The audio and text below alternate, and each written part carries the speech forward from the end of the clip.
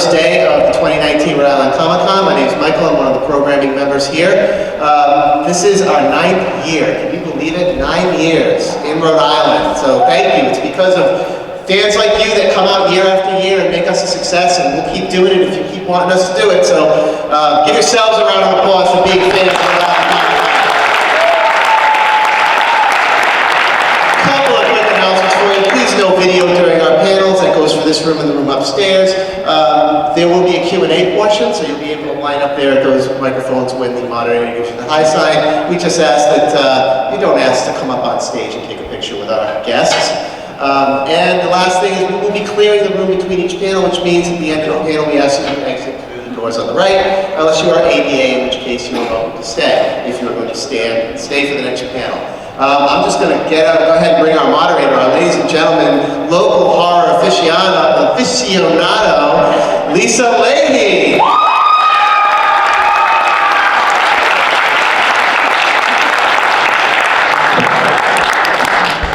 Well, I don't think we're too interested in hearing about me. Let's bring out the man of the hour himself, Mr. Robert Englund.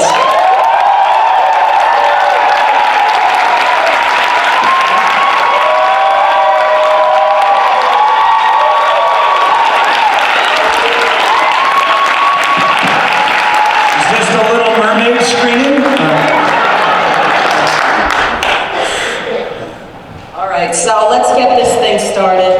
All right, let me look at my notes. I came prepared. I'm a teacher, you know. I feel like, I love these chairs. Don't you? I feel like I'm in, my uncle's den. Yes, and there's no way we're going to sit still. We're just going to keep moving the entire time. Lisa, give me the remote. See, this is great. Fight over. Keep moving, get comfortable. Oh wait, there's people here. All right. So, we know that we've come to know you through these amazing performances as Freddy Krueger, as Willie from V. But there may be some here who, don't know about your history in theater and your origins. And I was hoping you could tell us about some of your earlier performances that really helped you find who Robert Englund, the actor, really is. Well, there's so much talk now about, with the Me Too movement and the ceiling on women's pay. And I must have been in some kind of incredible bubble as a young surfer, gymnast, championship swimmer, and wannabe actor. And I had to keep those separate because it wasn't cool to be an actor when I was a kid like it is now. So I had my jock world, and then I sort of had this hidden secret world in the theater. And I was helped always, all along the way, by these phenomenally talented women. And so I never thought that they were having problems, or I never observed their problems or knew of their problems. And I had so much help along the way from women directors and casting directors. I think that I had a breakthrough in college. I've been talking to Richard Dreyfuss backstage, and he auditioned in front of me at college, and he was so brilliant. He did Edward Albee's Zoo Story, and there's a monologue called Jerry and the Dog. And it's about, if I can't communicate to humans, maybe I could communicate to a dog. And he does this speech, and Richard was so bloody brilliant. And I'm sitting in the wings, and I literally just watched him and walked away. I couldn't go on. I could not follow that guy. So the woman that was running that audition later gave me my second dramatic break in an Edward Albee play called Tiny Alice. And I had to make sense of stream of consciousness, a huge speech. And that was a breakthrough. And I realized, I also discovered great books, like Sometimes a Great Notion, by Ken Kesey, who did, what's the famous movie with Nicholson? Cuckoo's Nest. One Flew Over the Cuckoo's Nest. So I discovered that stream of consciousness thing that, like lots of times, when your mind is rushing and you have recurring images in your imagination, that you need to trust that those are little mental poems that all of us have, and they're okay, and you can use them to communicate. It's a kind of mental poetry. And I discovered that in that play for that actress, director. So that was a breakthrough. And then when I was in the middle of V, I was working with an actress, a wonderful actress named Faye Grant.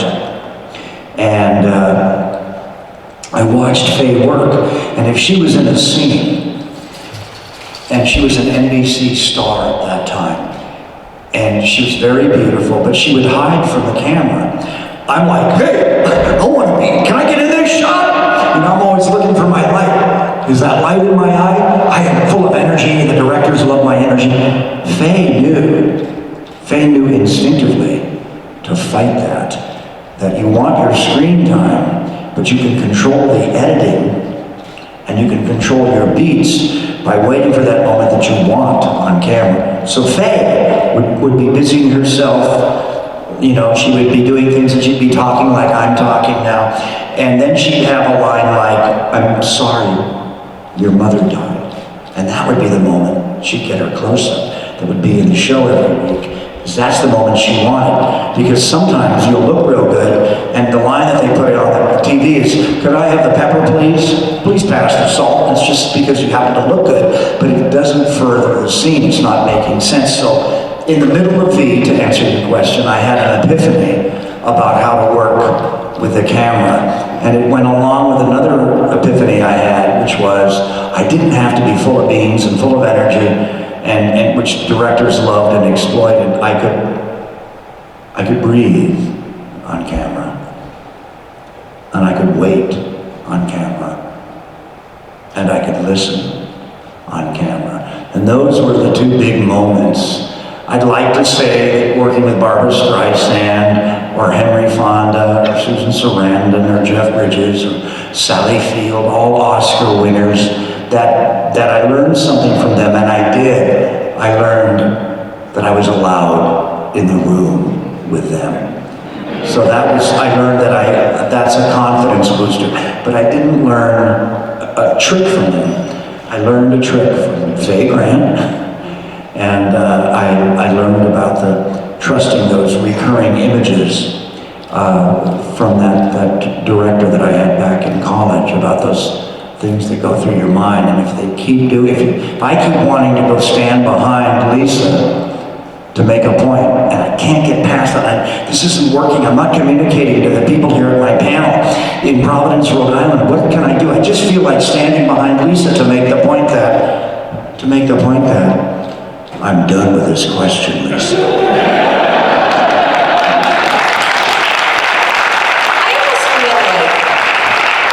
I almost feel like she was a pose moment there for a moment. There was a family portrait moment there. So I don't know if any of you caught that. I have to ask you real quick though about this idea of the images that go through your mind. And I love that you brought up Cuckoo's Nest. It's one of my favorite novels to teach. And one of my favorite lines in all of literature is very early on from that. And you have Chief Bromden, who's the narrator, who, if anyone doesn't know, he's one of the patients. And he tells us in the very beginning of the story that it's real, it's true, even if it didn't really happen. And I think it's this beautiful idea of fiction, and even filmmaking, and playing a character, that it's real, even if it's fiction. But well, I did Billy Bibbit in One Flew Over the Cuckoo's Nest on stage. And of course, the movie is Brad Dourif, who is the voice of Chucky. And I make sure to teach my students that too. And who was one of the great cast of my movie Urban Legend, Brad. Small world. Do we have some questions, you think, from the audience? Yeah, we've got microphones on the inside here, so if you've got any questions, please start forming the line, and we can use them this time. Anything you go want. there first. You get to go. Spit it out, bitch. Only he can take this moment of silence. All children, hang on. Well, finally, at the end of the 80s, they kill Freddy off, and Freddy's dead. But then Wes Craven goes, you know what? Let's make one more movie. What the hell? So what was it like now playing? You weren't playing the Freddy you were. You're playing a new Freddy, one that's not bound by being a jokester, but actually going back to being terrifying. and really giving the audience a thrill instead of just, oh God, that's a bitch, like another 5 more times in the same body. Here's the thing. If I can be resurrected by dog piss, there's no problem in bringing me back. We were going to do Freddy versus Jason versus Ash with the great Bruce Campbell. And, you know, Sam Raimi wanted Ash to win. And I thought that was a great idea. Sam was the god of Hollywood then because he just done Spider-Man, which was the biggest hit ever.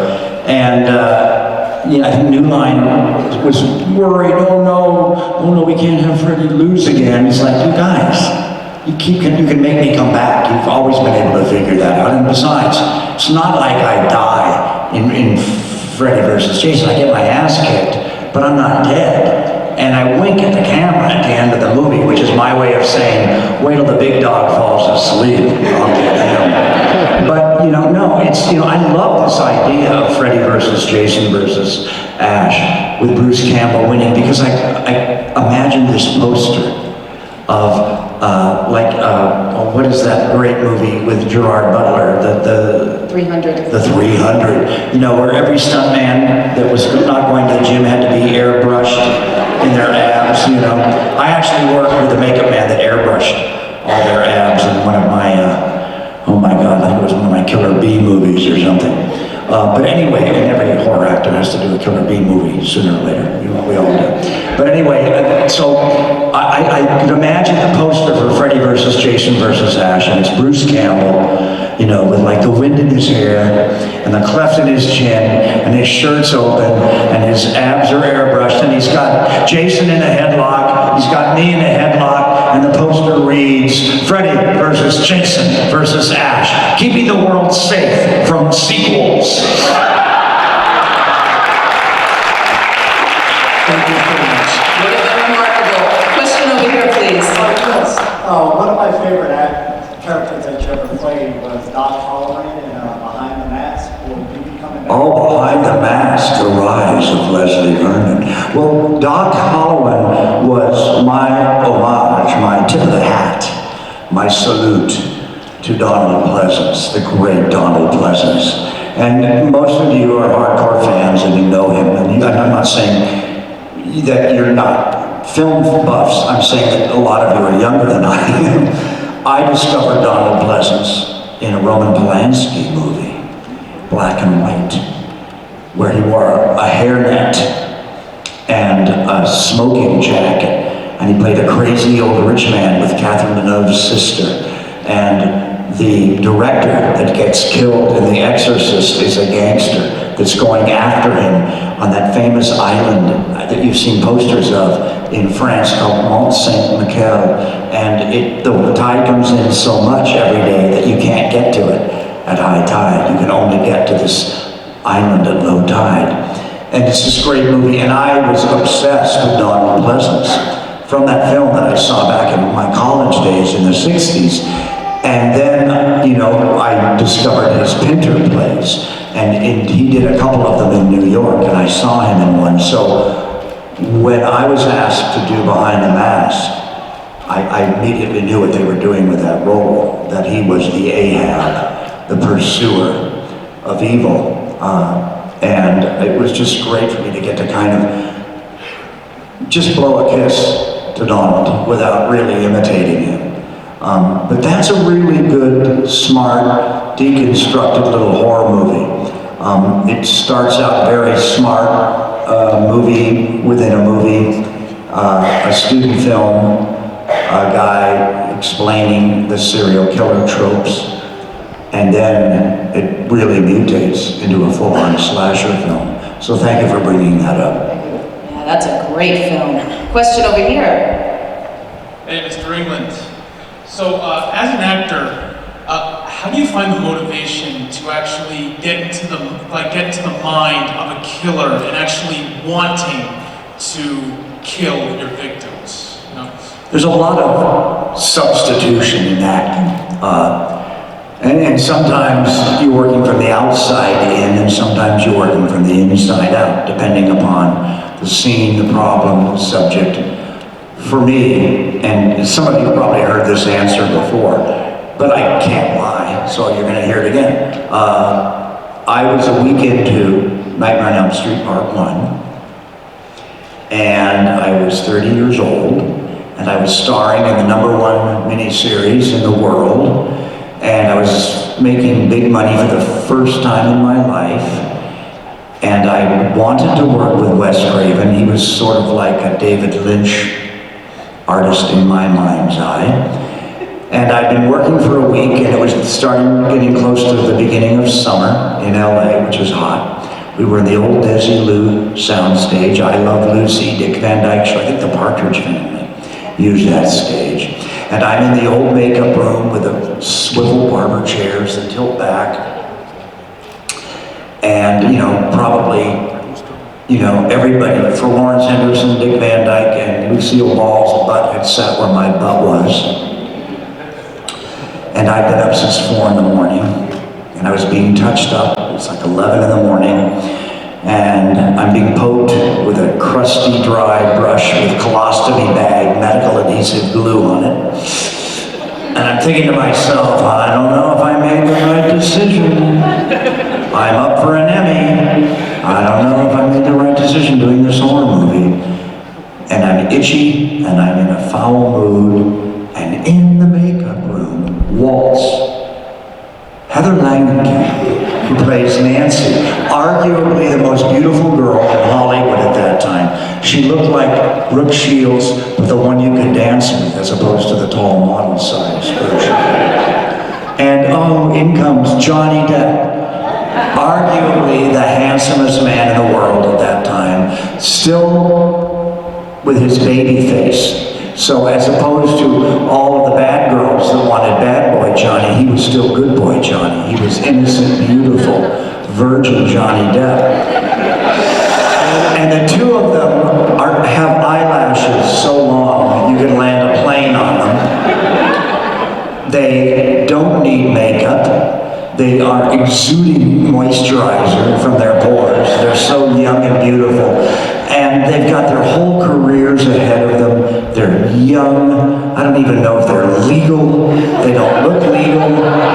And I'm sitting there getting basted like a Thanksgiving turkey with KY jelly and Vaseline. I don't know whether they're going to film me or rape me.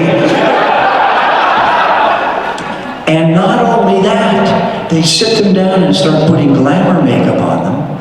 They give gifts to Johnny and Heather, little pink battery-operated fans to keep them cool on the hot set in the summer in Hollywood. It's like, what about me? What am I, John Bacon? I'm sitting over here. I'm on the #1 television show. And I got mad, and I resented their beauty and their youth, and I resented them being pampered. And I was questioning whether I should have done this character or not. And then I said, wait a minute. I can use this. Freddie hates youth. Freddie hates the young. Freddie kills children. What's he doing? Killing children? You're killing the future. Aha. The way I feel right now I've gone through this emotional feeling. That's a synapse in the brain. It's a finished thing. It's an emotional thing. It's like stubbing your toe and remembering it, or having a guy cut you off and remembering him on the road and glaring at him when you take the off-ramp. You remember it. It's set. It's in there. It's cemented in your brain. So now I've got it as an actor. All I have to do is remember that moment, and I can turn it on against Heather and Johnny and Amanda Wiss, Tina, any of the other kids. So it's my shortcut. It's my little neurological shortcut in my brain. It's an old acting trick. Telling a kid their dog died to make them cry. That's what they used to do to Shirley Temple and all those people. Judy Garland even, I think. But that's the trick. It's already there for you. I could just use that. And it makes sense. It makes literal sense as well as symbolic sense for what Freddie's pissed about and angry about. So I could use that jealousy and envy of Johnny and his potential great career that I knew nothing about, and Heather and her potential great career. You know, all her awards for makeup that she would eventually get, and her beautiful family, and her hit television series, The 10 of Us. All of that they had in their future that I didn't know about, but that I imagined, that I was angry about, that I was jealous of, that I was frustrated about, sitting there under a pound of foam latex on a 90-degree day in the Desilu makeup room. That was magnificent. Next question over here. When I was a youngster, I went into the theater and saw a movie called Galaxy of Terror. Your acting is the highlight of that film. But as you watch it, Eddie Albert is the hero of that film, and eventually towards the end, but if you watch the film, you're the person who figures everything out. And did you ever go to the director and say, hey, I should be a Planet Master, and why is this guy? Well, Galaxy of Terror was selected by yours truly. It was the actor's strike. And if you had a job before the actor's strike in Hollywood, then you were allowed to do it, and you weren't violating any union rules. I might say that this actor's strike was about HBO, Showtime, cable. And they were telling us, oh, you horrible actor people, you're so greedy. You know, this is this beautiful infant science called cable, and you want to make money when they put your movies on this thing? How much do you guys pay for cable? Huh? How much are you all paying for cable now? And they were mad at us for wanting to be paid residuals. If I do a movie and it goes on cable before it goes on Movie of the Week, Channel 7, 4 o'clock in the afternoon, you know, NBC Late Show, I'm always anticipating that residual when I make my original deal. And now, because of cable, I'm saturated. You know, if you're Sylvester Stallone, Rambo plays 100 times on HBO before it's ever shown on network TV. You're never going to see that big network TV check because cable's pushed it away, and they've shown you 100 times and you made butkus, Zippo, nada. So that's what that strike was about. So I signed on for Galaxy of Terror. Fabulous cast. Erin Moran, Happy Days, at her youngest, sexiest, skinniest moment of history, driving around in a street illegal black Corvette.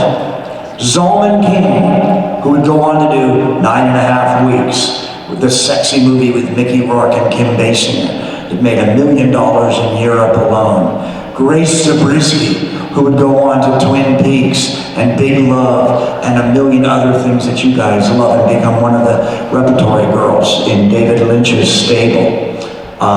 Sid Haig, God rest his soul, we just lost Sid Haig. Just this remarkable class, and the dear, dear Eddie Albert, who taught me, gave me the advice about how to go work in Europe.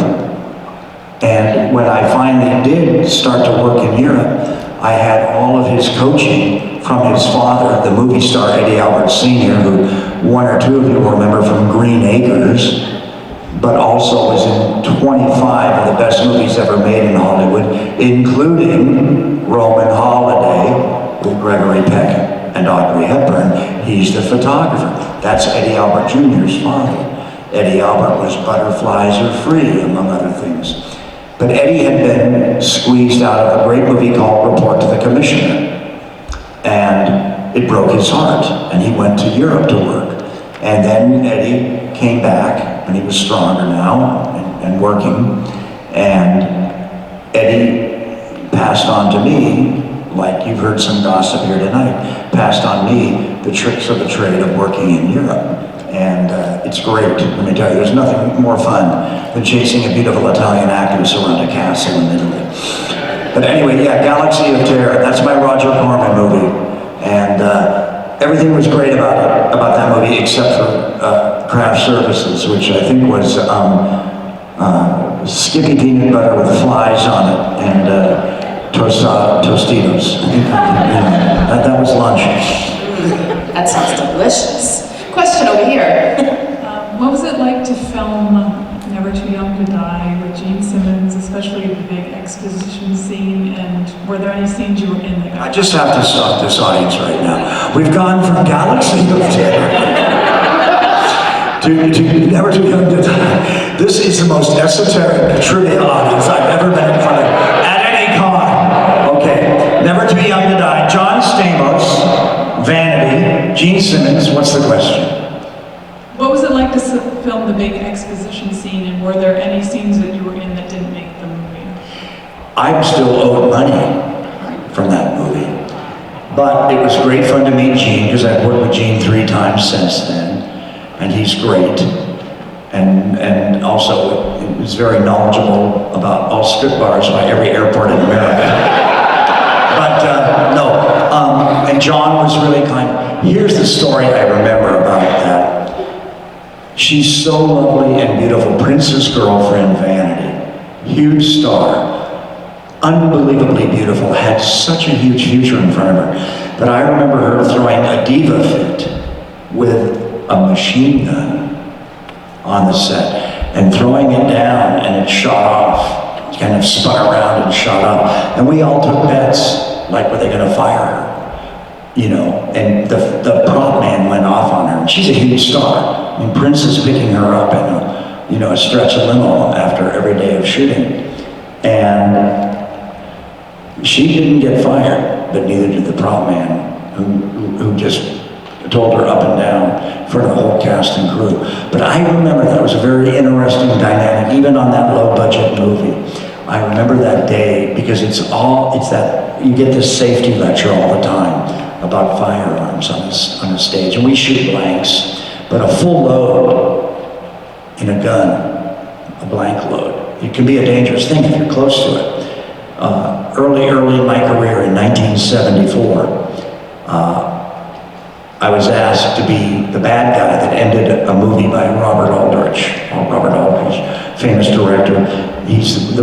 Was played by Alfred Molina, Doc Ock, in the movie you guys probably watched last year about Betty Davis and Joan Crawford, Betty and Joan.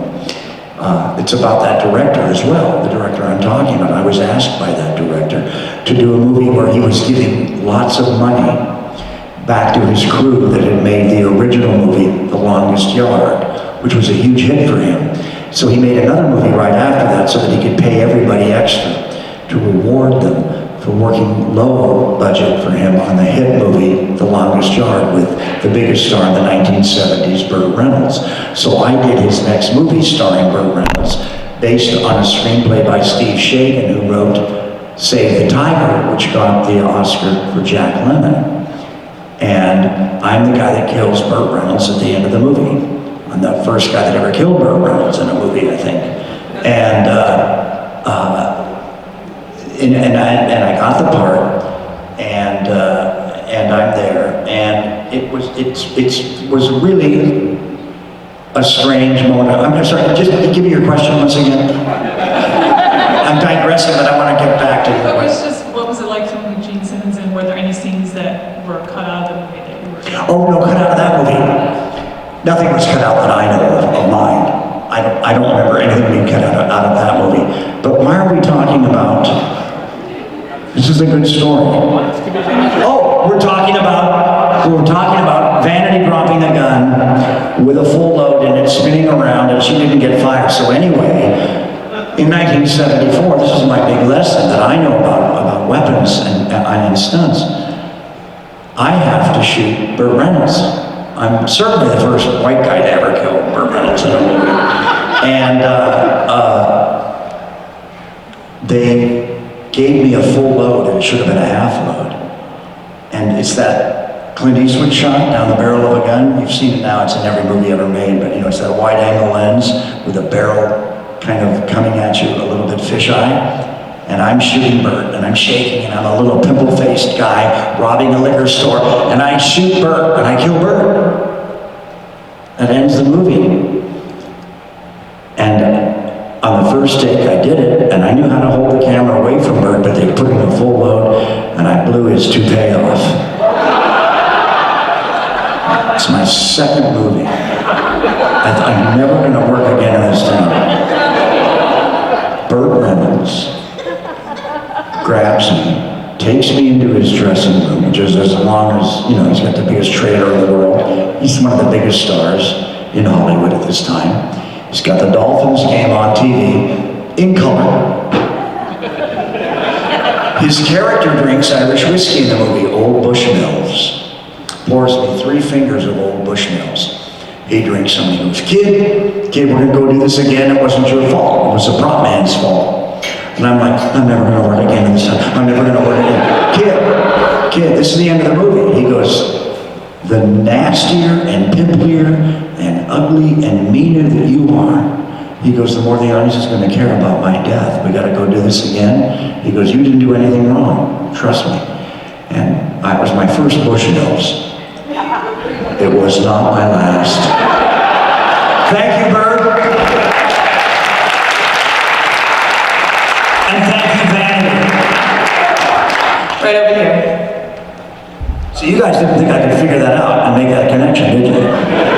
Vanity, Never Too Young to Die, Live Ammunition, Full Loads, Burt Reynolds, Toupee.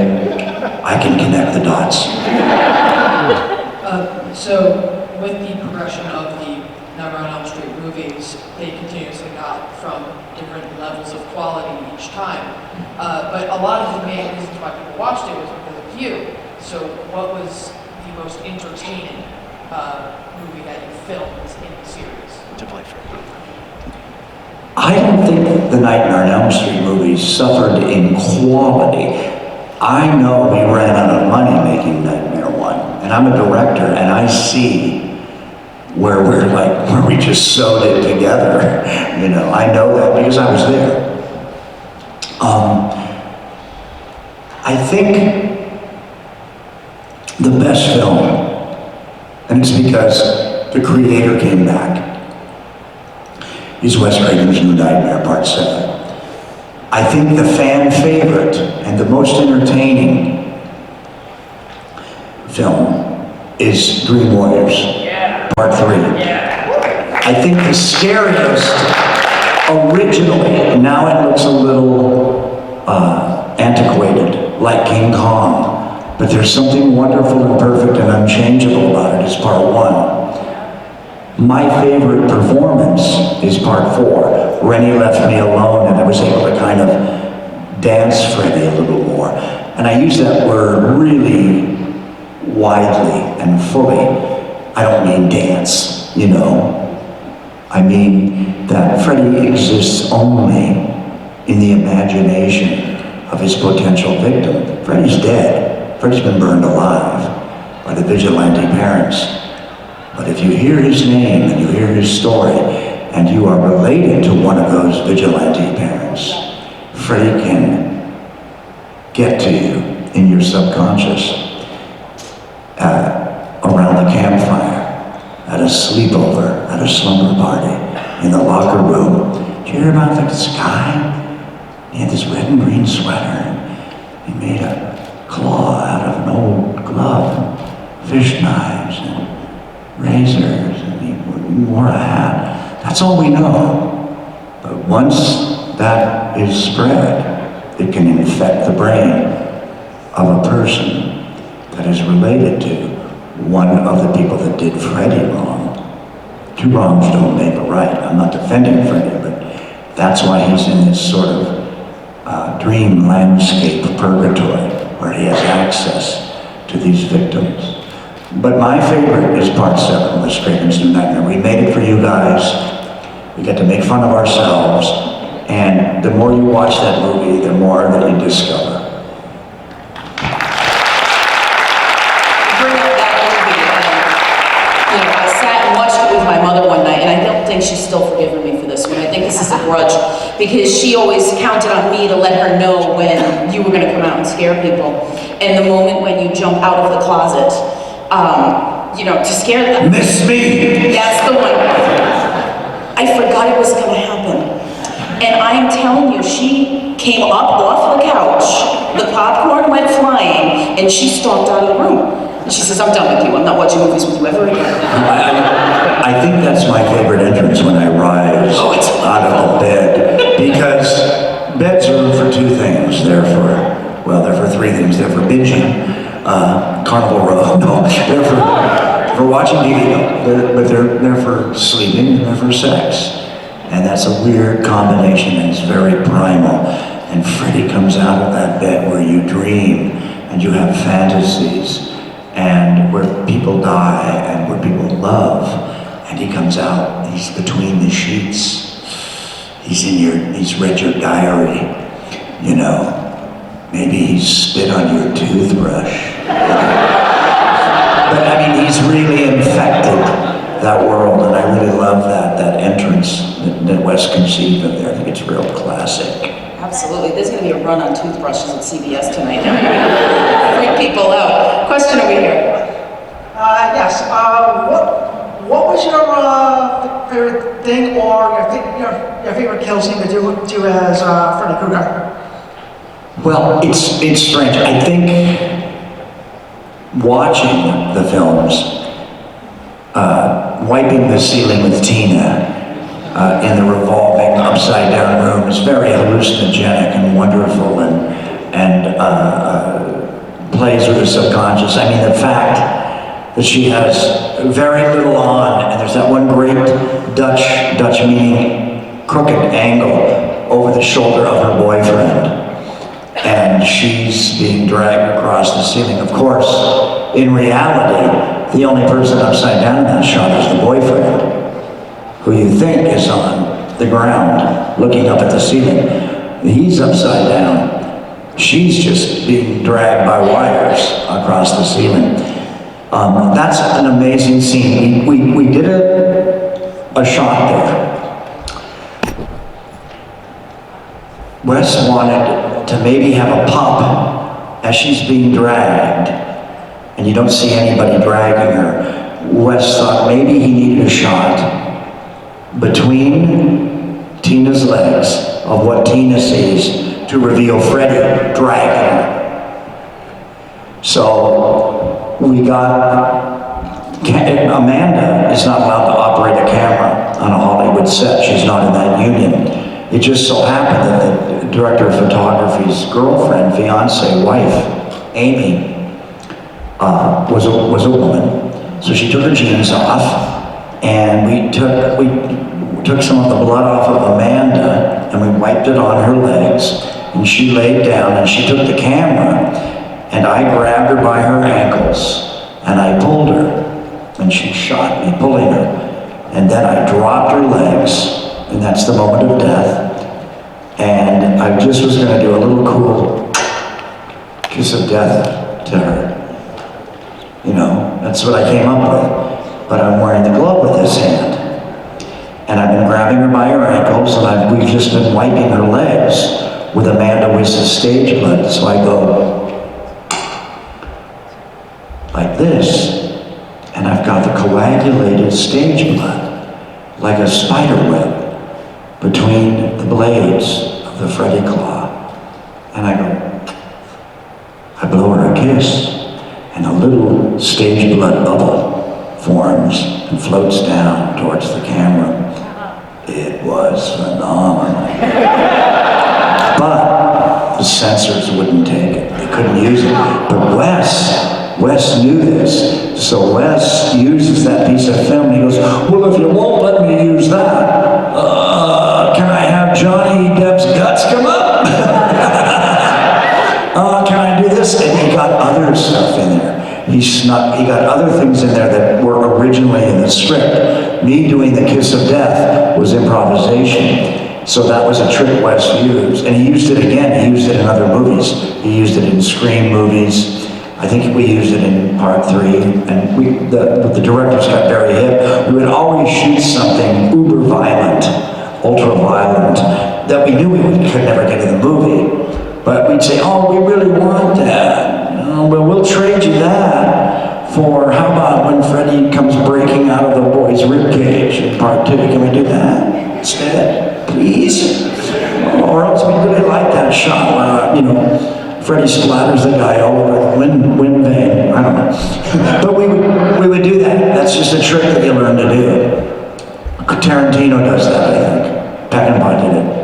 All right, so we're starting to get the wrap it up sign. So I think we've got one question here, and then I'm gonna get one more in. TGIF question, it better be good, the pressure's on. You got it. Flatbread pizza for everybody if it's not a great intellectual question.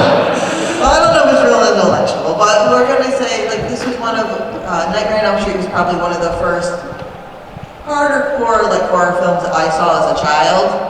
And, I know I took it to bed with me a lot of times. I wanted to know if doing any of those movies, you ever did any of them really freak you out at night or when you went home? Did you carry any of it with you? It would be fun to talk intellectually about, the damage. And some actors bring too much home with them, too much. I love Lance Henriksen.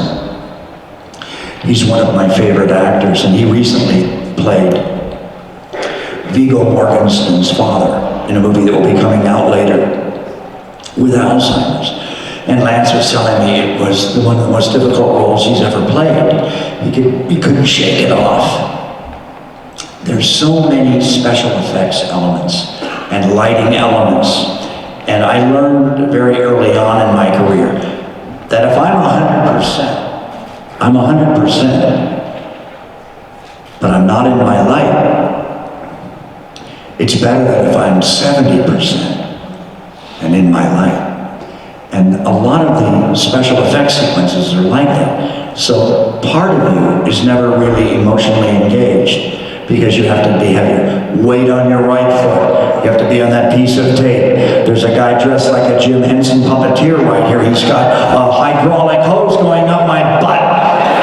Oh wait, now the goat bladders that are underneath my foam latex mask are expanding. Oh, I better sell that. Oh wait, my contact lens came out. So you're not completely in it or there emotionally. Occasionally, there's a moment or a scene where you find something, something dark, something creepy, and you use it. But you don't bring that home with you. You just try to. Part of our job in that rehearsal or in that take where we discovered that, part of our job is to replicate it for 2 more takes if the sound man screwed up. So when you replicate it, you're acting. That's what acting is. It's replicating that moment. Now, in the theater and in film, on the set, you discover stuff all the time. And it's magic and it's wonderful. And but half the time it's in a rehearsal. And then you have to replicate it and duplicate it, take after take after take. You can change it a little bit, you can freshen it a little bit. I learned a little bit of that from Jeff Bridges in a movie called Stay Hungry. He was always there for me, or the other people in the scene, but he took it a little faster, a little slower. He would turn a little differently. He would move or drink at a different time, keep you on your toes. And that keeps it fresh. But that's not anything you take home with you. There's no residue. The only residue I have is from Nightmare 1. Second week, we're shooting all nights. Most movies, you're worried about losing the light. We were worried about losing the night. It's a horror film. It's about 4 in the morning, hour of the wolf. I'm new to the makeup. This is a new experience for me. I'm in my little crappy trailer dressing room. It's called a honey wagon. It's a cot and a mirror with light bulbs around it, a makeup mirror. I've got them all dimmed down on the dimmer. The little toilet in the back. I roll up a towel so I don't ruin my makeup. I'm in the full Freddy makeup. I lie down for a rest. Mr. Englund, they're trying to get this shot with Heather before the sun comes up, Mr. Englund.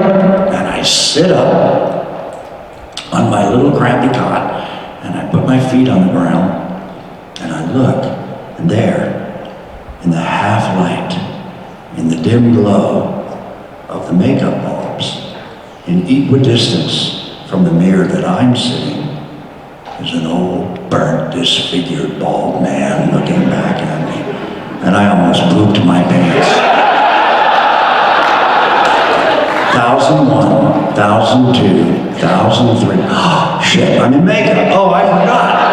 Oh, yeah. That's it, that guy. But that moment, that very probably dream of that maybe once a month, maybe once every 6 weeks. It's in there. It's one of those letters that can't find a cubbyhole in the mind, you know. And that's the only thing, the only burden I have of Freddie.